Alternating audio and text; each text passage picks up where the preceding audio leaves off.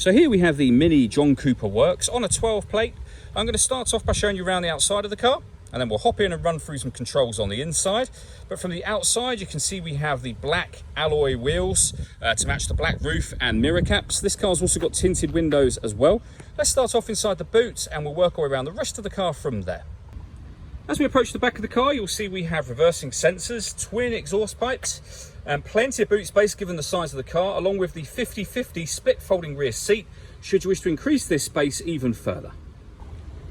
Okay, so we're just going to work our way back round to the front of the car and then we'll hop in and run through some controls on the inside. But now that we've done a full circle of it, you can see not only is it in fantastic condition the whole way round, but it's a great looking car as well. Just briefly before we climb in the car, I think it's well worth seeing the interior from this exterior point of view. You get half leather seats that are colour coded to match the exterior of the car. There's plenty to run through on the dashboard, so let's hop in and we'll do that now.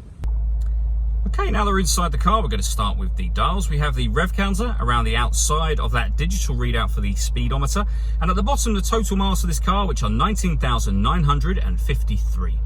You can change information displayed above that by pressing a button on the end of the indicator stalk for various different bits of info and menus that you can go into and adjust as well from there. Over in the center, we have the main speedometer for the car. That also includes the fuel gauge just here. And the music and radio, etc. is all controlled from down here as well. So mode will enable you to change the setup so you can have it in radio. So that's AM and FM radio from there. Or you can have DAB radio. You can use your CD player or auxiliary input. So plenty of ways to listen to your music in this car. And if you hit the menu button, that is where you can configure certain things with regards to the car. So for example, you can have the temperature in Celsius or Fahrenheit. Or you might want the time adjusted, of course, which you will need to do twice a year. You can change that to kilometers an hour, you can change the language, or you can put it into kilometers there as well. So lots of settings that you can adjust within this car. Working our way down from that, we have the CD player and the eject button for the CD player. We then have air conditioning. So you can determine the fan speed, the temperature, where you'd like the air to be distributed once it enters the car. This button turns the air conditioning on or off. So at the moment it's on. We can turn it off or back on from there. You can recirculate the air that's in the car. That's a great way of heating it up or cooling it down quickly depending on the temperature you set on this dial. And you can turn it off just as easily as you turn it on.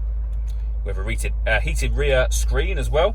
And then the buttons below that are for the driver and passenger electric windows, the front and rear fog lights, and the deadlocks.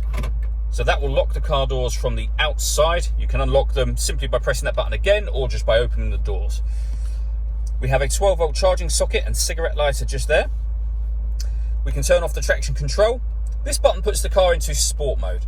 So when you put it into sport mode, the power steering will become firmer, the accelerator pedal will react quicker to what you do, and it'll open up a flap within the exhaust that give you the kind of pops and bangs that you'd be familiar with rally cars and things like that.